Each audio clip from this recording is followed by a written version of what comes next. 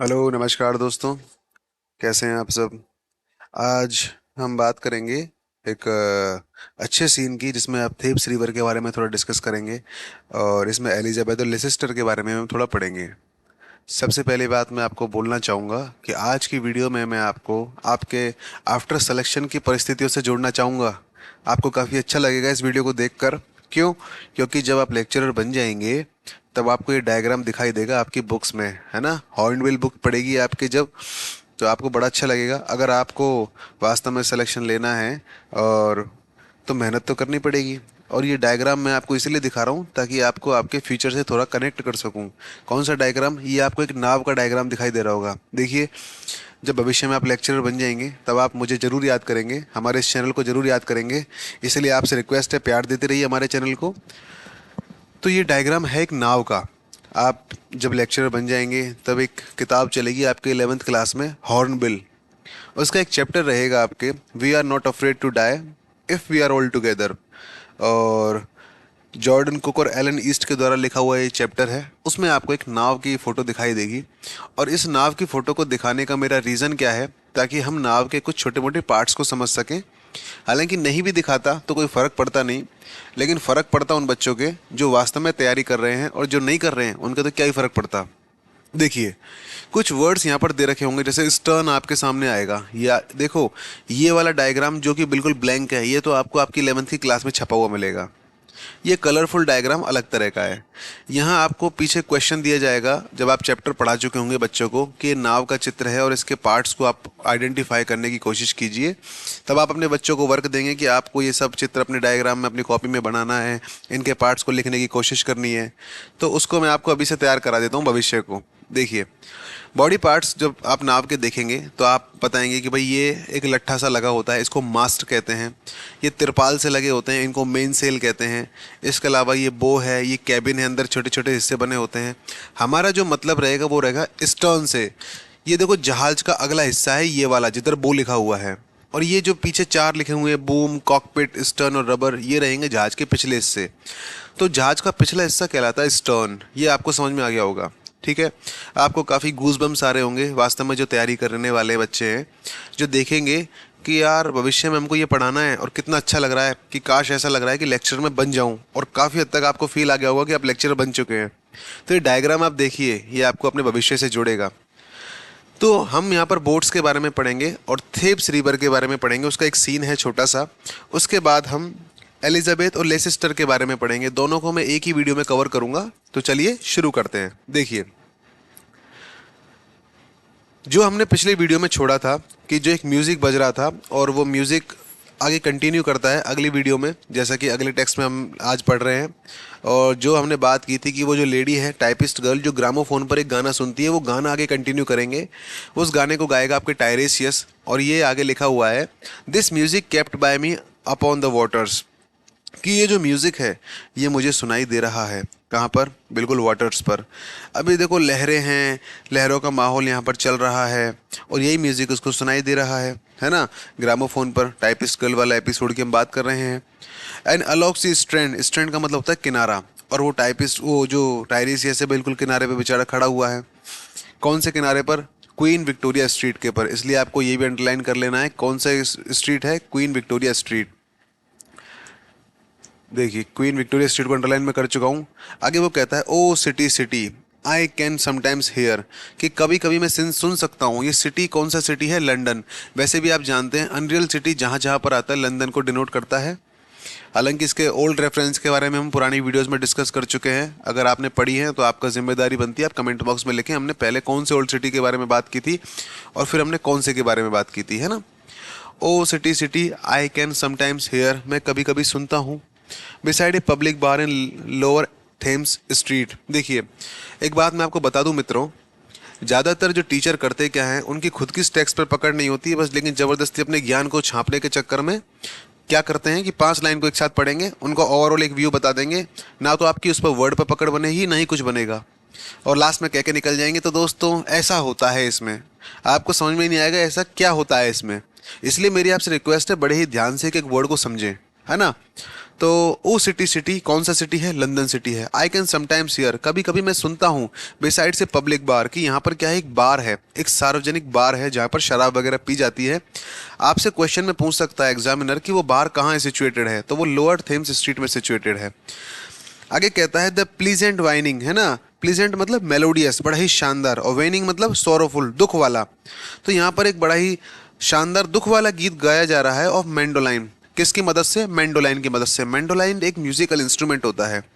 And एक clutter, और यहाँ पर काफ़ी बर्तनों की आवाज़ आ रही है। एंड चैटर, और काफ़ी बातचीत की आवाज़ आ रही है यहाँ पर, यानी लोग आपस में एक दूसरे से बातें कर रहे हैं। बर्तनों की आवाज़ें आ रही हैं और बातचीत की आवाज़ आ रही है। जहाँ पर वेयर फिशमैन लॉन्च एट नून, जो फिशमैन होते हैं ना, जो मछली पकड़ने वाले लोग होते हैं, लॉन्ज यानी वो भी रेस्ट करने आते हैं। लॉन्ज लॉन्ज जाते हैं ना आप, लॉन्ज किसे कहते हैं? जो होटल्स में छोटे मोटे जगह होते हैं जहाँ पर रुकने की व्यवस्था होती है उसे कहते हैं लॉन्ज। जहाँ पर मछुआरे भी, जो मछली पकड़ने का काम करते हैं, वो भी दोपहर में यहाँ पर आराम करने आते हैं। एक ऐसी जगह है ये पब्लिक बार, जिसका नाम, जो कहाँ पर सिचुएटेड है? आपके लोअर थेम्स स्ट्रीट में, है ना। आगे वो कहता है where the walls of Magnus Martyr hold, जहाँ पर एक वॉल भी दिखाई गई है आपको, एक दीवार भी दिखाई गई है, और एक चर्च का नाम है यहाँ पर मैग्नस मार्टर, है ना, उसकी दीवार दिखाई गई है, जिसको इनएक्सप्लिकेबल, जिसको एक्सप्लेन नहीं किया जा सकता, ये अवर्णनीय है, इसको वर्णन नहीं किया जा सकता। स्प्लेंडर है, काफ़ी ब्यूटीफुल है ये। स्प्लेंडर मतलब होता है beauty. Of Ionian white and gold, अब देखिए ये इसका अपीयरेंस है, ये आपको ध्यान देना है। इस जिसको मैं अंडरलाइन कर रहा हूँ, कम से कम उन वर्ड्स को तो आप बहुत अच्छे से ध्यान देना। इसके अपीयरेंस कैसा है? ये चर्च की बात की जा रही है, आपसे पूछेगा मैग्नम मार्टर क्या है? एक चर्च है, नाव का एक प्रकार है, एक गली का नाम है, या फिर मॉडर्न मैन के द्वारा घूमने का स्थान है? तो आपको ध्यान देना है दोस्तों, मैग्नम मार्टस जो है एक चर्च का नाम है। तो ये सारी बातें हमने रही है। आपसे सिटी का नाम पूछ सकता है कि सिटी कौन सा, वो सिटी में सिटी वर्ड किस सिटी को डिनोट करता है? तो लंदन को डिनोट करता है। पब्लिक बार कहाँ स्थित है? लोअर थेम्स स्ट्रीट में स्थित है। इसके अलावा क्वीन विक्टोरिया स्ट्रीट की बात भी आपके पूछ सकता है कि वो कहाँ पर खड़ा हुआ है। मैग्नम मार्टर क्या है? वो भी है। इसका जो अपीयरेंस है वो कैसा है? वो आयनोनियन वाइट एंड गोल्ड, मतलब सफ़ेद और गोल्ड कलर में इसको बनाया हुआ है। आगे वो बात कहता है द रिवर स्वीट्स, कि ये जो रिवर है स्वीट्स है। अब आपको पता होना चाहिए, यहाँ पर थोड़ी कहानी शिफ्ट हो रही है। कि शिफ्ट कैसे हो रही है? कि जो रिवर है, जिसको थेब्स रिवर कहते हैं ना, तो ये रिवर है और यहाँ पर आराम से लोग आते हैं, मज़े करते हैं। लेकिन किसी ज़माने में ये रिवर पूरी तरह से क्लीन हुआ करती थी, थेब्स रिवर, है ना। अब लेकिन क्या है, इंडस्ट्रियलाइजेशन हो गया है, औद्योगिकरण हो गया है, और औद्योगिकरण के कारण यहाँ पर ऑयल एंड टायर फैक्ट्री से रिलीज़ हो रहे हैं। आज के ज़माने में भी आप देखते हैं कि सारी फैक्ट्रीज नदियों के किनारे बसाई जाती थी। आप पुरानी सभ्यताएं भी पढ़ते आए हैं, सिंधु घाटी, कालीबंगा वगैरह, सारी नदियों के किनारे बसाई जाती थी। क्यों? ताकि पानी जो रिसोर्स है उसका आराम से हम सदुपयोग कर सकें। लेकिन अब ज़माना बदल गया है, इंडस्ट्रियलाइजेशन के कारण इसका सदुपयोग कम, दुरुपयोग ज़्यादा हो रहा है। तो यहाँ पर कुछ फैक्ट्री वगैरह बन गई है जिनसे ऑयल एंड टार रिलीज़ होते हैं। आमतौर पर लोग इनको नहीं बताते हैं कि ये ऑयल एंड टार रिलीज़ क्यों होते हैं। वो मैं रीज़न आपको बता रहा हूँ, जिन विद्यार्थियों को नहीं पता है और उनको अगर इस वीडियो से पता लगे तो आप कमेंट में ज़रूर डालें कि हाँ, हमें आपकी वीडियो से इसका पता लगा है। तो ये जो रिवर है स्वेट करती है, पहले बड़ी साफ़ हुआ करती थी, नीट एंड क्लीन हुआ करती थी, लेकिन अब इंडस्ट्रियलाइजेशन के कारण इसमें ऑयल एंड टार हो गए हैं। इसका मतलब अब ये रिवर पॉल्यूट हो गई है। जो बार्जेज हैं, जो नावें हैं, जो नौकायन का काम किया जाता है, बार्जेज मतलब होता है बोट्स, नाव, ये नाव भी इस नदी में चलती हैं विद द टर्निंग टाइड, और यहाँ पर काफ़ी लहरें भी उठती हैं। टाइड का मतलब ज्वार, तो काफ़ी वेव्स, यहाँ पर आप मीनिंग ले सकते हैं इसका वेव से। तो इसमें काफ़ी वेव्स चलती हैं और ये नावें जो है बहकर चले जाते हैं रेड सेल्स। सेल्स का मतलब होता है समुद्री यात्रा, और रेड का मतलब रेड सी, तो बहकर रेड सी की तरफ, लाल सागर की तरफ चले जाती हैं।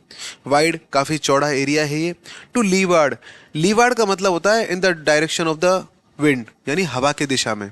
तो to the direction of wind ये चली जाती हैं ये नावें, क्योंकि सीधी सी बात है, नाव हमेशा वहीं चलेगी जिस डायरेक्शन में हवा चल रही होगी। हवा की डायरेक्शन में कभी भी नाव चलाई नहीं जा सकती है।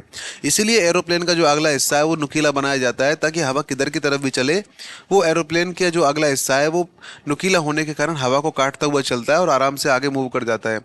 और इसीलिए नाव का भी जो अगला हिस्सा है वो पैना, शार्प बनाया जाता है। आपने कभी नोटिस किया हो कि इनके अगले हिस्से शार्प क्यों बनाए जाते हैं? चाहे शिप हो, चाहे नाव हो, चाहे एरोप्लेन हो, इनको एक बिल्कुल ऐसे बिल्कुल नुकीला ही क्यों बनाया जाता है? बिल्कुल भोंटा क्यों नहीं बनाया जाता है जैसे कि बस होती हैं?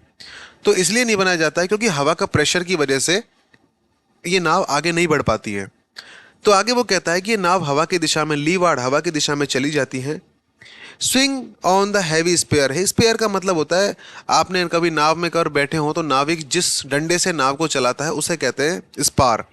यानी एक वुडन लॉक्स होते हैं, लकड़ी के लट्ठे बने होते हैं ये। इनको अगर नाव की भाषा में कहें तो इनको हम कह सकते हैं मस्तूल, जिनसे नाव को चलाया जाता है।